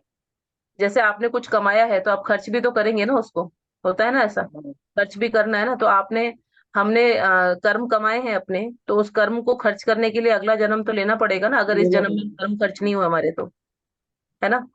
तो ये करना हाँ, सही पड़ेगा। बात। इसीलिए इसीलिए कर्मों की वजह से पुनर्जन्म भी निश्चित है। तो हमने तीन बातें समझी। कर्म की वजह से जन्म होता है, कर्म की वजह से मृत्यु होती है, कर्मों की वजह से पुनर्जन्म होता है, जो कि निश्चित है, अटल है, इसको बदला नहीं जा सकता। अतः अपने अपरिहार्य, अपरिहार्य किसको बोलते हैं? अपरिहार्य का मतलब होता है कि जो बिल्कुल जरूरी है, जिसे बचा ना जा सके, जो करना अनिवार्य है। अपरिहार्य शब्द का ये अर्थ है। कर्तव्य पालन में तुम्हें शोक नहीं करना चाहिए। तो भगवान अर्जुन को बोल रहे हैं कि जन्म भी होगा, मृत्यु भी होगी, फिर पुनर्जन्म होगा। ये तो इस संसार में होता रहेगा, परंतु इनका टेंशन करके, इनका शोक करके जो तुम अपने निश्चित कार्य है उनको छोड़ रहे हो, ये ठीक नहीं है। तुमको अपने कर्तव्य का पालन करना चाहिए, क्योंकि ये चीजें तो होनी ही है। तुम जिनकी मृत्यु के बारे में सोच रहे हो वो तो मारे जा चुके, क्योंकि उनके कर्मों के अनुसार उनकी मृत्यु निश्चित है। ये बात आप समझ लीजिए कि जो व्यक्ति जब जन्म लेता है, उसकी जन्म की तिथि तारीख सब निश्चित होती है। ऐसा कई बार सोचते हैं लोग कि हमने कुंडली बनवा ली थी, हमने मुहूर्त निकलवा लिया था कि इस बच्चे का, मतलब माता का ऑपरेशन होना है, तो चलो इस समय पे ही बच्चा पैदा करेंगे, और ऑपरेशन उतना उतने ही टाइम पर होना चाहिए जो शुभ मुहूर्त है। तो जी आप कुछ नहीं करने वाले हैं, वो बुद्धि भी भगवान ने आपको दी भ्रमित करने के लिए। उस बच्चे का जन्म तो निश्चित है कि इतने ही समय पे होगा, चाहे आप उसके लिए किसी पंडित के पास जाते या ना जाते, यदि होना है तो होके ही रहेगा। कई लोग तारीख निकलवा के आ जाते हैं, ऐसा करते हैं आजकल लोग कि अगर ऑपरेशन होना है, आजकल तो बहुत ज्यादा कॉमन हो गया है कि ऑपरेशन हो से ही बच्चे हो रहे हैं, तो डॉक्टर्स भी इसका फायदा उठाते हैं। तो डॉक्टर्स बोल देते हैं आप जाइए किसी पंडित से जन्म और तारीख निकलवा लीजिए, मतलब कौन सा तारीख और समय चाहिए आपको, हम उस समय ऑपरेशन कर देंगे। और ये करते हैं लोग। लेकिन फिर भी क्या होता है, कई बार ये सब तिथि निकाल दी, पंडित से सब समय ले लिया, परंतु बच्चा पहले हो गया, या फिर कुछ और डॉक्टर ही नहीं अवेलेबल है, तो बच्चे का डिलीवरी में थोड़ा और डिले हो गया, लेट हो गया। तो ये सब क्या हमारे हाथ में? नहीं। अगर आपके बताए हुए मुहूर्त पर भी बच्चा पैदा हुआ है, तो वो भी भगवान ने निश्चित किया, आपने निश्चित नहीं किया। वो बुद्धि आपको भगवान ने दी कि चलो जी आप जाओ डॉक्टर, ये पंडित पे जाके तसल्ली कर लो, क्योंकि आप ऐसे व्यक्ति हैं कि आप इन कर्म कांडों में, पचड़ों में पड़ना चाहते हैं। तो भगवान वैसे ही आपको घुमा रहे हैं और आप घूम रहे हैं, लेकिन आप करने वाले कुछ भी नहीं है, ये करने वाले भगवान है। मतलब मैंने अगर ये सोचा कि मेरा बच्चा इस दिन पैदा हो, तो मैंने मतलब ये मेरा नहीं करना है, ये भगवान ने मुझे ऐसी बुद्धि दी है, क्योंकि मैं इस प्रकार की व्यक्ति हूँ, मैं ऐसा इच्छा रखती हूँ, तो भगवान वही बुद्धि मुझे दे रहे हैं। लेकिन उसका पैदा होना तो उसी समय पे निश्चित है, ये हम नहीं करते, ये उसके कर्मों के अनुसार होता है। लेकिन ऐसी चीजों के पीछे जो है, जिसका जन्म मृत्यु निश्चित है, तो उसके पीछे शोक क्यों करना? तो अब यहाँ पर जो है, भगवान अर्जुन को यही बात बोल रहे हैं कि ये सभी लोग मारे जा चुके, इन्होंने जो कर्म किए थे उनके हिसाब से इनकी कुंडली बन चुकी है। कई बार आप देखिए कैसे जो पंडित हैं, जो बहुत प्रकांड पंडित होते हैं, वो बता देते हैं कि इस समय पे आपकी मृत्यु ऐसे कुछ समय पे हो जाएगी और इसके द्वारा होगी। ऐसे जो आजकल पंडित नहीं मिलते, लेकिन कई बार मृत्यु का भी कारण बता देते हैं। या शाप मिला किसी को कि इस समय आपकी मृत्यु हो जाएगी, परीक्षित महाराज को शाप मिला था कि 7वें दिन से तुमको तक्षक ना काटेगा, उससे मृत्यु हो जाएगी तुम्हारी। तो क्या वो ऐसे ही था? नहीं, वो सब भगवान की अपनी ही जो है इच्छा है, और किसी व्यक्ति के कर्म है जिससे उसकी मृत्यु इस प्रकार हो रही है। तो ये सब कुछ भगवान के द्वारा निश्चित है। तो भगवान अर्जुन को बोल रहे हैं कि देखो, ये जो लोग हैं जिनके लिए तुम शोक कर रहे हो, तुम्हारे रिश्तेदार जो हैं, वो पहले से ही मरे हुए हैं। उन्होंने ऐसे कर्म किए कि उनकी मृत्यु इसी समय पे होगी। अब तुम मारो या कोई और मारे, उससे मतलब नहीं है, परंतु होगी तो ऐसे ही होगी। अगर इनका मरना युद्ध भूमि में लिखा है, तो वो युद्ध भूमि में ही मरेंगे। आप ऐसा भी देखिए, कई बार अच्छे भले लोग घर बैठे होते हैं, पिकनिक पे गए, किसी झरने पे गए, और वहां पे वो व्यक्ति जो है झरने में निकल गया, नदी का बहाव आया और वो व्यक्ति वहां पे मर गया निकल के, उसका शव भी नहीं मिला। ऐसे भी हमने कई देखे हैं, आपने न्यूज में भी देखा होगा, कई आपके परिचित लोगों के साथ भी देखा होगा। अच्छा भला वो घर बैठा था और सब लोग कह भी रहे थे वो जाना नहीं चाह रहा था, परंतु लोग ले गए। तो देखिए, जिसकी मृत्यु है वो वहां पे उसका बुलावा आ जाता है और वो वहां पहुंच जाता है। तो भगवान भी अर्जुन को बोल रहे हैं, अगर इनका मरना इस युद्ध भूमि में है, तो वो निश्चित रूप से इधर ही मरेंगे। अब तुम नहीं मारोगे तो कोई और मारेगा, परंतु उसी समय पे ये लोग मरेंगे। तो जो पहले से ही मृत हैं, जो पहले से ही अपने कर्मों के अनुसार निर्धारित हो चुका है, उसके लिए तुम क्यों शोक कर रहे हो? ये बात अर्जुन को भगवान कह रहे हैं। और भगवान कहते हैं कि जो तुम्हारा कर्तव्य है वो तुम करो, जो कि तुम्हें करना चाहिए, जिससे तुमको जो है बचना नहीं चाहिए। अपरिहार्य कार्य, अपरिहार्य क्या? जो निश्चित है, जो करना अनिवार्य है, वो करिए। तो ये बात अर्जुन को भगवान बोल रहे हैं। अब आपको जो है, मैंने इतना ये डिटेल बताया, अब जब हम तात्पर्य पढ़ेंगे तो आप गौर से पढ़िए ताकि आपको समझ में आए थोड़ा सा। ऐसे ही नहीं कि खाली रीडिंग मार ली, आप उसको जरा ढंग से देख के सब लोग पढ़िए। प्रभु जी आगे पढ़िए तात्पर्य को। तात्पर्य, मनुष्य को अपने कर्मों के अनुसार जन्म ग्रहण करना होता है और एक कर्म अवधि समाप्त होने पर उसे मरना होता है, जिससे वह दूसरा जन्म ले सके। इस प्रकार मुक्ति प्राप्त ये बिना ही जन्म मृत्यु का ये चक्र चलता रहता है। जन्म मरण के इस चक्र से वृथा, हत्या, वध तथा युद्ध का समर्थन नहीं होता, किंतु मानव समाज में शांति तथा व्यवस्था बनाए रखने के लिए हिंसा तथा युद्ध अपरिहार्य है। कुरुक्षेत्र का युद्ध भगवान की इच्छा होने के कारण अपरिहार्य था और सत्य के लिए युद्ध करना क्षत्रिय का धर्म है। अतः अपने कर्तव्य का पालन करते हुए वह स्वजनों की मृत्यु से भयभीत या शोकाकुल क्यों था? वह विधि कानून को भंग नहीं करना चाहता था, क्योंकि ऐसा करने पर उसे अपने पाप कर्मों के फल भोगने पड़ेंगे, जिसमें वह अत्यंत भयभीत था जिससे वह अत्यंत भयभीत था। अपने कर्तव्य का पालन करते हुए वह स्वजनों की मृत्यु को रोक नहीं सकता था, और यदि वह अनुचित कर्तव्य पथ का चुनाव करे तो उसे नीचे गिरना होगा। धन्यवाद प्रभु जी। हरे सॉरी, कृष्णा माता जी। वैसे ऊपर नीचे हो गया। हरे कृष्ण। तो अब यहाँ पर हमने इतना सब कुछ समझ लिया कि कर्मों के अनुसार हमारा जन्म और मृत्यु होता है, कर्मों के अनुसार ही हमारा पुनर्जन्म होता है। तो ये सब हमारे कर्मों की वजह से है। यानी आपके जीवन में, मेरे जीवन में यदि कोई दुख आ रहा है तो वो मेरे कर्म है, यदि कोई सुख आ रहा है तो वो मेरे कर्म है। किसी से जलना, ईर्ष्या करना, उल्टा सीधा बोलना प्लीज मत करिए। लोग ऐसा करते हैं, अगर किसी के साथ जीवन में कुछ बुरा हो जाता है तो लोग कहते हैं इसकी वजह से हुआ, इसने ऐसा किया तभी हुआ, ये नहीं करता होता तो मैं क्यों ऐसा करती। जी नहीं, किसी की वजह से आपके जीवन में कुछ उतार चढ़ाव नहीं आ रहे हैं, आपके अपने कर्मों की वजह से आ रहे हैं। और जो भक्त हैं वो समझते हैं कि हमें अपने कर्मों को भोगना है, तो वो किसी के ऊपर उल्टा सीधा लांछन नहीं लगाते, किसी को बोलते नहीं है मेरे बच्चे के साथ ये हो गया, इसने ऐसा किया होगा, इसकी बद्दुआ लगी है, उसकी ये लगी है, ऐसे इस प्रकार की जो है बातें लोग बोलते हैं। और हम कई बार देखते हैं, मैं समझा समझा के भी लोगों को थक जाती हूँ, लेकिन समझ में लोगों को आता नहीं है। ऐसे में क्या कर सकते हैं, हम भगवान से प्रार्थना कर सकते हैं कि हे प्रभु, इनको आप मन की शांति दीजिए, इनको आप ज्ञान दीजिए, जिससे ये थोड़ा सा संभल सके। तो वो क्यों होता है? क्योंकि लोग मोह में है। कई बार हम लोग जब भगवत गीता के सत्र लेते हैं, सेशंस लेते हैं, उसको अटेंड करने के बाद भी 10-10, 15-15 साल, 20-20 साल के भी लोग जो हैं भक्ति में लगे हैं, वो भी नहीं समझ पाते हैं। क्यों? क्योंकि वो उसको समझने का प्रयास नहीं कर रहे। वो आते हैं मंदिर में, तिलक लगा लेते हैं, माला पहन लेते हैं और अपना वेशभूषा जो भक्तों की बना लेते हैं, परंतु मन जो है अभी मन वैसे ही मोह में घुसा हुआ है और वो समझ नहीं पा रहा। फिर लोगों के खिलाफ षड्यंत्र करना, उल्टा सीधा बोलना, विचार ऐसे दूषित हो जाना, फिर नेगेटिव थिंकिंग लाना।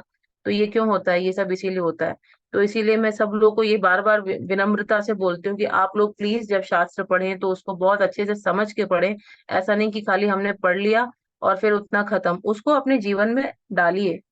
आप अपने जीवन में बदलाव करिए। मेरे जीवन में क्या बदलाव आ रहा है? मैं भगवत गीता पढ़ रही हूँ, तो मैं भगवत गीता के सत्रों में आती हूँ, तो क्या मैंने अपने जीवन में कुछ परिवर्तन देखा? क्या मेरे जप में थोड़ा सा अच्छा जो है मैंने महसूस किया? कुछ मेरा जप में परिवर्तन आया है? क्या मेरा जप बढ़ रहा है? क्या मुझे भगवान की सेवा में थोड़ी सी इच्छा हो रही है कि मैं भगवान के लिए कुछ करूं? चाहे वो रोज नहीं कर सकूं, लेकिन क्या कभी भी मेरे मन में ऐसी भावना आई? ये जो चीजें हैं इसको हमको सोचना चाहिए। अब ये चीजें हर किसी के साथ नहीं हो पाती, क्योंकि लोग जो है इतनी तीव्रता से उसको लेते नहीं है, इतनी मतलब उसको ना, उसकी डेप्थ नहीं समझ रहे, उसकी गहराई नहीं समझ रहे कि भक्ति कितनी गहरी है, उसकी गहराई क्या है, वो आपको कहाँ से कहाँ ले जाना है, ले जाएगी। हम यही संसार में अटकना चाहते हैं, इसीलिए फिर ऐसी इच्छाएं हमें परेशान करती हैं। तो निवेदन है कि आप लोग अच्छे से अपना जप करिए, अच्छे से अध्ययन करिए और समझ के चलिए कि इन चीजों को मैं अपने जीवन में लागू करूं। उसका क्या तरीका है? अगर आपको कभी परेशानी है, कष्ट है, क्रोध आ जाता है, किसी को ऐसा नहीं कि ऑल ऑफ अ सडन एकदम से कोई व्यक्ति भक्त बन जाएगा और उसका मन जो है परिवर्तित हो जाएगा। नहीं, समय लगेगा। समय लगेगा 20 साल, 25 साल, 30 साल, हो सकता है अगला जन्म भी लेना पड़े, कुछ भरोसा नहीं है। परंतु हमें वहीं पर जो भावनाएं आती हैं बुरी, तो उनको वहीं रोक देना है। और क्या करना है, या तो अपना हरे कृष्ण महामंत्र करिए, या फिर भगवान के सामने जाके खड़े हो जाइए। जब भी क्रोध आए, नेगेटिव विचार आते हैं, मन दूषित हो जाता है, तो आपको भगवान के सामने जाके खड़ा हो जाना चाहिए। उनको देखिए, उनको निहारिए, तो आपको थोड़ा सा जो है हृदय में परिवर्तन लगेगा। और कई लोग भगवान को देख भी नहीं पाते हैं। आपको मैं एक बात बताती हूँ, क्यों? क्योंकि उनके पाप कर्म इतने ज्यादा तेज होते हैं कि भगवान के दर्शन ही नहीं कर पाते। बस गए, हाथ जोड़ा, आ गए, इस प्रकार से होता है। और कई लोग भगवान को काफी देर तक देख भी लेते हैं। लेकिन भगवान को देखने का मतलब ये नहीं होता कि आप बस भगवान को ऐसे देख के आ गए। भगवान को देखना है तो उनके चरण पे देखिए, चरण में क्या उन्होंने आभूषण डाले हैं, कौन सा रंग का पोशाक पहना है, कौन सी माला है, क्या उनकी कमर में है, कौन सा मतलब आभूषण है, किस प्रकार से उनकी साज सज्जा हुई, आज क्या उनका रूप था। ये जो होता है, इस प्रकार के दर्शनों को दर्शन कहते हैं। तब आप करके देखिएगा, इसको मेडिटेशन बोलते हैं। ये भगवान के रूप में आपका जो है ध्यान लगाना है, फोकस करना है, इसको मेडिटेशन कहते हैं। और इससे बड़ा कोई मेडिटेशन नहीं है। आप चाहे अकेले कमरे में बैठ के अंधेरे में कुछ भी देखते रहें, कोई भी आप या उजाले में देखते रहें, उससे आपका जो है मन शांत नहीं होगा, मन के विचार चलते रहेंगे। परंतु जब आप भगवान के इस विग्रह पर, भगवान के चरण से लेके आप उनके ऊपर तक जो है मुख मंडल तक जाके दर्शन करेंगे, उनके हाथ देखिए, उनके पैर देखिए, उनकी कमर देखिए, उनका वक्षस्थल देखिए, उनका गला देखिए, उनके मुख का एक एक जो है वो देखिए आप, जो फीचर्स हैं उनके, होठ देखिए, उनकी नासिका, उनकी आंखें, उनकी भौहें, उनके बाल, तब जाके जो है आपका डेफिनेटली मन फोकस होने लगेगा। तो हमें ये करना है। और मैं ये सारी बातें सिर्फ इसलिए नहीं कह रही हूँ कि बस आप लोग मतलब हवा की बातें हैं, ये बात सच में काम करती है। अगर आप इसको मानेंगे तो आपके निश्चित रूप से आपके अंदर कुछ परिवर्तन आएगा। परिवर्तन चाहते हैं तो थोड़ा सा मेहनत भी करनी है। हम भक्ति क्यों नहीं कर सकते? क्योंकि कई बार हमारे अंदर इतना आलस्य होता है कि हम आलस के मारे भी भक्ति नहीं कर पाते। तो हमें उस आलस को भी निकालना है, ताकि हम भक्ति कर सके, और वो भगवान की कृपा से होगा। उसमें कुछ इच्छा अपनी डालनी है। तो यहाँ पर हमने ये समझ लिया कि कैसे जो है इन सबकी मृत्यु हो चुकी है, अपने कर्मों के अनुसार इनका निश्चित समय निर्धारित है मरने का। परंतु अर्जुन जो है वो अपने कार्य से जो है विपरीत कार्य कर रहा है, वो बचना चाह रहा है कर्म करने से। तो भगवान उसको वो बोलते हैं कि आप अपने कर्म करो, क्योंकि उनका मरना तय है, ये निश्चित है, तो आप शोक नहीं करो। ये सारी बातें भगवान ने अर्जुन को बताई। क्या क्या बताया अर्जुन को भगवान ने? आत्मा का अस्तित्व है, वो कभी नहीं जाती, तो आप शोक मत करो। आपको आत्मा से ही तो प्रेम है, इस शरीर से थोड़ी प्रेम है। अंदर से आज जो आत्मा बात कर रही है, आप उससे प्रेम करते हो। वो अर्जुन को समझाने का प्रयास किया भगवान ने। फिर भगवान ने नास्तिकतावाद बताते हुए अर्जुन को ये समझाने का प्रयास किया कि देखो, ये नास्तिकतावादी जो है ये भी कहते हैं कि अगर शरीर ही मतलब खत्म हो जाएगा जब, तो फिर सब समाप्त है, तो भी क्यों दुख करना, क्योंकि ये तो नेचुरल है, होना ही है। फिर दुख करके तुम क्या करोगे? कुछ नहीं कर सकते हो। फिर तीसरा अर्जुन को भगवान कर्म के बारे में बताते हैं कि आपके कर्म जो है आपको जन्म मरण और पुनर्जन्म में डालते हैं। और फिर जब आप ऐसा कर रहे हो तो फिर इसके लिए शोक क्यों करना है? तो ये सारी बातें अर्जुन को भगवान समझा रहे हैं। इसके साथ 26वां अध्याय, ये जो श्लोक है, हमने समाप्त किया। अब हम, सॉरी, 27वां समाप्त किया। अब हम 28वें पे आते हैं। आप सब मेरे पीछे रिपीट करिएगा। अव्यक्तादीनि भूतानि अव्यक्तादीनि भूतानि अव्यक्तं मध्यानि भारत अव्यक्तं अव्यक्तमध्यानि मध्यानि भारत भारत अव्यक्त्य निधनान्येव अव्यक्तनिधनान्येव अव्यक्त्यनिधनानीव तत्र का परिदेवना। तत्र तत्र का का परिदेवना। परिदेवना। तो मैं इसको पढ़ लेती हूँ, या चलिए कोई भक्त पढ़िए, जितना हम कवर कर सकते हैं उतना करेंगे। मैं पढ़ूं माता जी? पढ़िए माता जी, बीच बीच में रोकूंगी आपको, ठीक है ना माता जी? जी माता जी। पढ़िए। हरे कृष्ण माता जी। हरे कृष्ण। सारे जीव प्रारंभ में अव्यक्त रहते हैं, मध्य अवस्था में व्यक्त होते हैं और विनष्ट होने पर पुनः अव्यक्त हो जाते हैं। अतः शोक करने की क्या आवश्यकता है? माता जी रुक जाइए 1 मिनट, हम इसको थोड़ा समझते हैं, फिर आगे पढ़ेंगे तो समझ में और अच्छा आ जाएगा। तो यहाँ भगवान ने, जो मैंने अभी आपको बोला कि सब वैदिक ज्ञान दिया हमको, फिर नास्तिकतावाद का ज्ञान दिया, फिर सब कुछ बताया और आत्मा का ज्ञान दिया, हमने सब समझ लिया। अब भगवान यहाँ पर अर्जुन को बोल रहे हैं कि सारे जीव प्रारंभ में अव्यक्त होते हैं। अव्यक्त का मतलब क्या होता है? जो दिखाई नहीं पड़ रहे, सामने नहीं हो। और फिर मध्य अवस्था में वो व्यक्त होते हैं। व्यक्त का मतलब जब देखने लगते हैं, और फिर वो विनष्ट हो जाते हैं, मतलब उनका नाश हो जाता है, तो उसको कहते हैं अव्यक्त। तो तीन बातें भगवान ने बोली यहाँ पर। पहली स्टेज जो जीव की होती है उसमें जीव अव्यक्त रहता है। उसका अर्थ क्या, वो समझिए। जब जीव होता है वो भगवान के अंदर है, ठीक है, तो उसका अस्तित्व वही है। उस समय वो दिख नहीं रहा, क्योंकि वो भगवान के, जब गर्भोदक्षाय विष्णु है, हम उनके उदर में जो है जीवात्मा विश्राम करती हैं। जब सृष्टि का प्रलय हो जाता है उस समय जीवात्मा भगवान के उदर के अंदर विश्राम करती होती है। लेकिन फिर जब वापस से भगवान श्वास छोड़ते हैं तो वापस से सारे ब्रह्मांड प्रकट हो जाते हैं। उस समय ये जीवात्मा को अपना शरीर मिल जाता है, जिससे वो व्यक्त हो जाती है। व्यक्त का मतलब दिखने लगती है। शरीर मिलेगा तो जीवात्मा दिखेगी, है ना, क्योंकि हम अपने इन चक्षुओं से जीवात्मा को नहीं देख सकते, इसके लिए दिव्य चक्षु की आवश्यकता है। और जीवात्मा का हमने क्या देखा, कितना छोटा सा जो साइज है, बाल के अग्रभाग के भी 10वें का 10वां, यानी 10,000वां भाग, वो भी एक एजम्पशन है। उसमें भी कोई पक्का नहीं है कि इतना ही साइज है। तो इतनी छोटी जीवात्मा को किसी माइक्रोस्कोप से भी नहीं देख सकते, उसके लिए दिव्य चक्षु चाहिए। तो यहाँ भगवान क्या बोल रहे हैं, पहली अवस्था होती है जब जीव विश्राम कर रहा होता है भगवान के अंदर, उस समय वो अव्यक्त होता है, यानी वो दिखता नहीं है। फिर क्या होता है, दूसरी अवस्था आती है जब भगवान सृष्टि की रचना करते हैं और सारे ब्रह्मांड प्रकट होते हैं। उस समय जीव को शरीर प्राप्त होता है, तब जीव जो है व्यक्त हो जाता है, इस ब्रह्मांड में दिखने लगता है। फिर क्या होता है, फिर तीसरा स्टेज आता है कि जीव खत्म हो जाता है। जैसे किसी की मृत्यु हुई है ना, तो उसकी मृत्यु के बाद उसकी जीवात्मा हमने देखी, कभी नहीं देखी। शरीर दिख रहा है हमको, शरीर को हम उसका अंतिम संस्कार करके आ जाएंगे तो वो भी समाप्त हो जाता है, परंतु जीवात्मा को तो हमने नहीं देखा। तो ये तीसरी अवस्था होती है। तीसरी अवस्था क्या हुई, कि जब जीव का मृत्यु हो जाती है तो वही जीव का वो अव्यक्त हो जाता है, वो दिखता नहीं है। शरीर में एक चेतना जो दिख रही है हमको, यानी मेरा शरीर अंदर से बात कर रहा है, जो चेतना है, मेरा शरीर जो कार्य कर रहा है, वो इस जीवात्मा की वजह से कर रहा है, तो ये व्यक्त है अभी। अभी जब मेरे शरीर से जीवात्मा निकल जाएगी तो मेरा शरीर में से जीवात्मा अव्यक्त हो जाएगी, यानी अब वो दिखेगी नहीं। फिर कब दिखेगी, फिर जब पुनः उसको कोई शरीर प्राप्त होगा। जैसे एक आपको एक एग्जाम्पल है जो इसी परपट में है, उसको हम समझते हैं। जैसे कोई बिल्डिंग बनी, ठीक है, बिल्डिंग बनाने के लिए क्या चाहिए हमको, मिट्टी चाहिए, पानी चाहिए, इस प्रकार की चीजें चाहिए, सीमेंट चाहिए। वो हमको कहाँ से प्राप्त होता है, इसी पृथ्वी से प्राप्त होता है।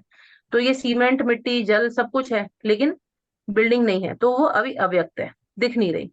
अब हमने इन तत्वों को इस्तेमाल किया, इनको उपयोग में लाया और इकट्ठा किया, और फिर इससे हमने एक बिल्डिंग तैयार कर दी। अब वो बिल्डिंग व्यक्त हो गई, यानी ये मध्य अवस्था, बीच की स्टेज आ गई। पहले भी थी बिल्डिंग, लेकिन बिल्डिंग अपने फॉर्म में नहीं थी। बिल्डिंग तो थी, यानी बिल्डिंग के बनाने का सारा सामान था, परंतु बिल्डिंग नहीं थी।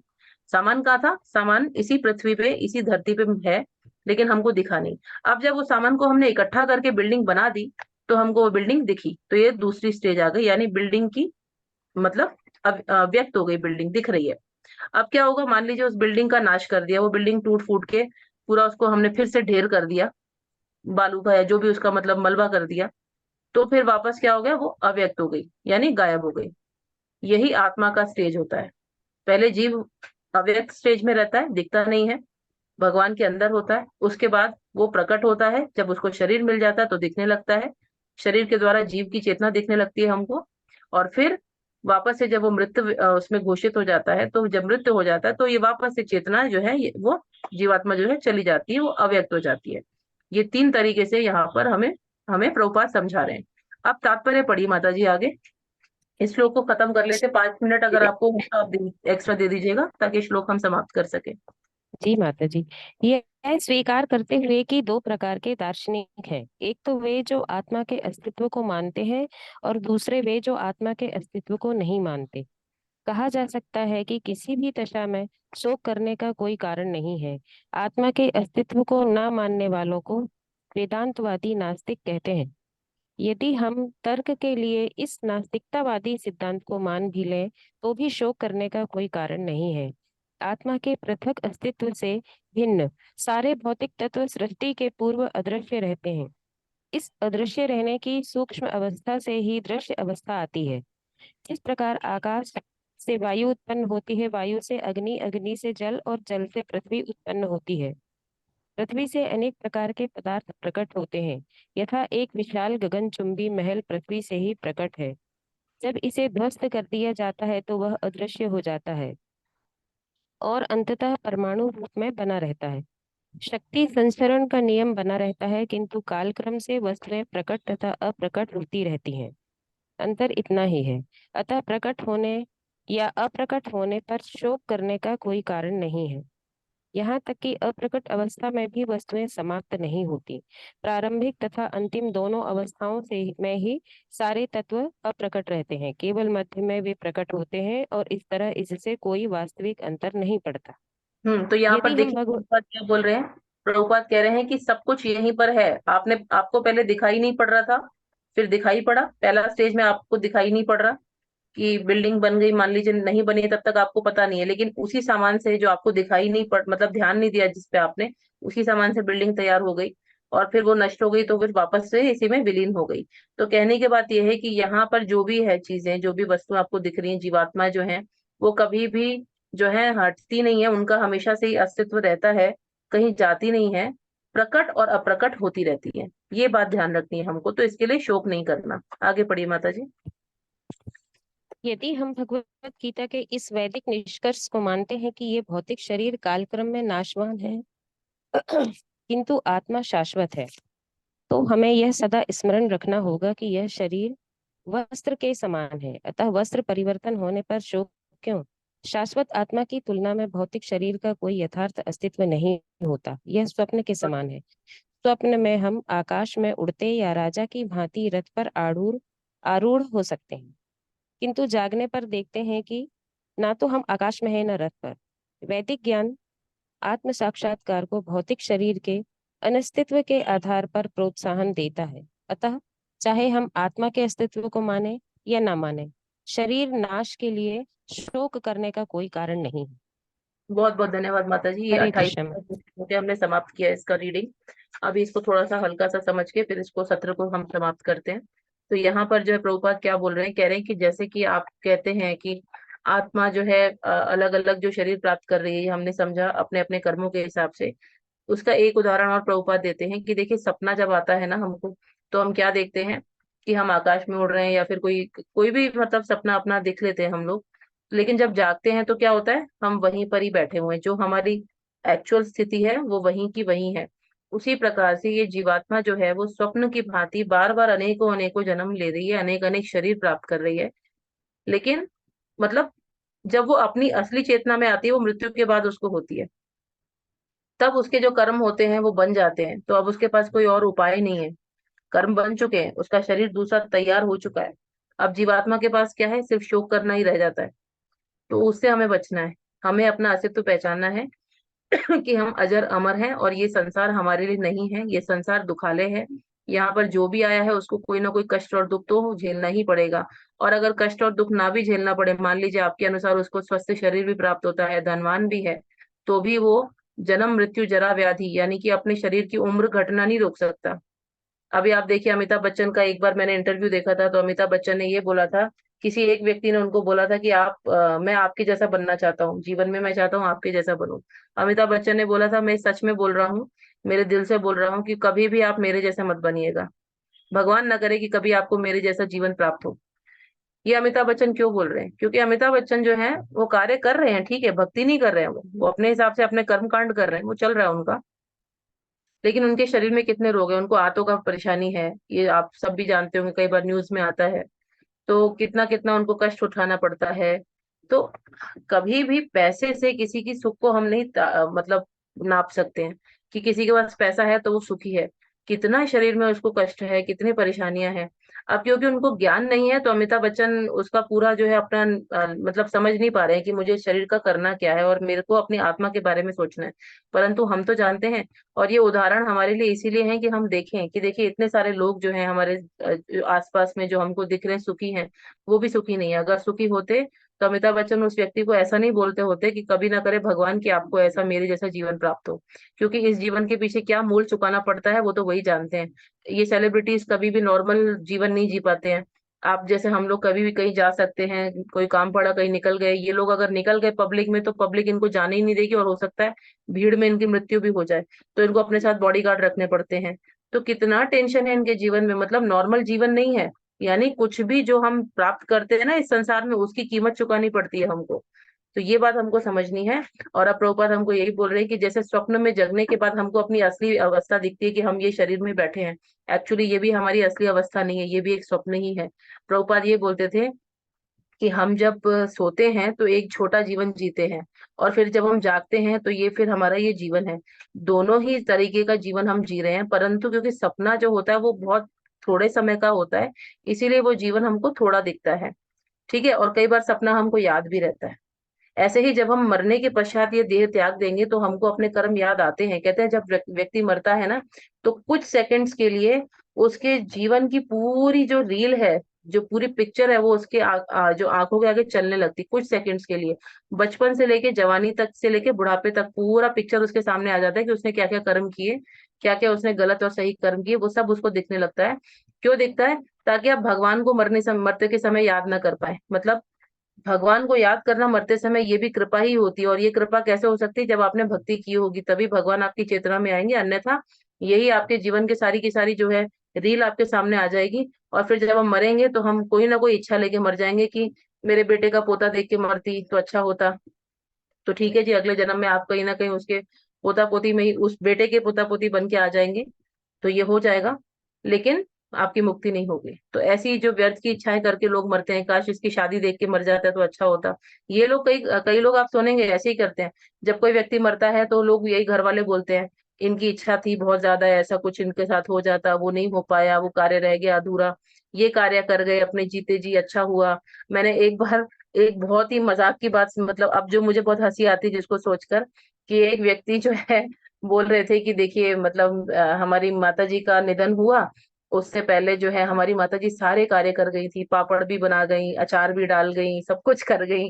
और मतलब हंसी नहीं आ रही, क्योंकि मुझे वैसा नहीं कि मुझे उसके दुख से कोई दुख नहीं हो रहा, मुझे ये सोच के हंसी आ रही थी कि कितने हम अंधकार में जी रहे हैं। मतलब उसने सारे कार्य कर दिए जो संसार के कार्य थे, उस व्यक्ति ने पापड़ भी बना दिया, अचार भी डाल दिया, और ये भी बना दिया, वो भी बना दिया, सारे बिस्तर भी सेट कर दिए थे, ये कर दिया, वो कर दिया, घर के सारे कार्य करके फिर वो मरी हैं।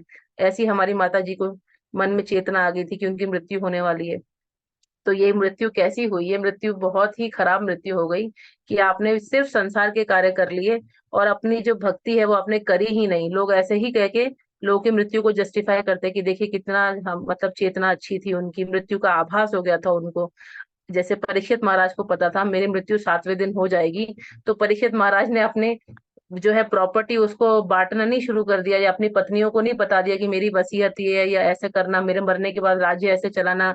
अपने बेटों को पोतों को बुला के निर्देश देना नहीं आरंभ किया। वो तुरंत के तुरंत सुखदेव गोस्वामी के पास गए, उन्होंने बोला 7 दिन शेष है, बताइए कि अब मैं क्या कर सकता हूँ। तो सुखदेव गोस्वामी ने कहा कि आप श्रीमद् भागवतम का जो है श्रवण करिए, जिससे आपका जो है अंतिम समय जो है ऐसा हो कि भगवत धाम आपकी प्राप्ति हो जाए।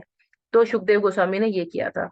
तो हमें भी यही करना है, हमें ये सब कार्य करके खत्म करके नहीं जाना, क्योंकि ये कार्य तो जीवन में चलते रहेंगे। जो पापड़ माता जी बना गई थी, तो क्या वो पापड़ वो जीवन भर आप खा सकते हैं? कुछ महीनों बाद समाप्त हो जाएंगे, वो अचार भी समाप्त हो जाएगा, परंतु माता जी ने अपना अंतिम जो जीवन था वो खराब कर दिया। तो ऐसा कैसे अभी हम उनको बताएं? वो तो चली गई, लेकिन अब आपको पता है तो आप अपने लोगों को बताइए कि अपनी चेतना अच्छी करिए, ये कार्यों में नहीं लग जाइए कि मेरा ये वर्क पेंडिंग है, मेरी पॉलिसी रह गई, मेरा ये पैसा अटक गया, मुझे ये बताना था। जो होना है वो तो होगा ही, जिसके नसीब में जहां से लॉटरी लगनी है वो लग जाएगी, जिसके नसीब में जहां से रुपया लॉस होना है वो भी हो जाएगा, पर आप अपने अंत समय को नहीं वेस्ट करिए। इसी के साथ मैं आज के सत्र को विराम देती हूँ, थोड़ा समय ऊपर हो गया, आपसे क्षमा चाहती हूँ। कुछ देर हम लोग 21 बार जो है हरे कृष्ण महामंत्र का जप करेंगे। आप सभी लोग अपने वीडियो ऑन कर लीजिए।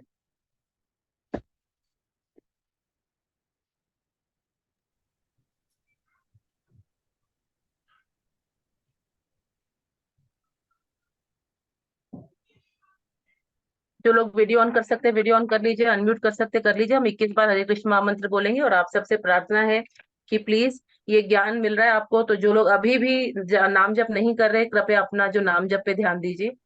पहले हम प्रभुपाद का मंत्र बोलेंगे, तत्पश्चात हरे जो है उसके बाद हम लोग पंचतत्व मंत्र बोलेंगे।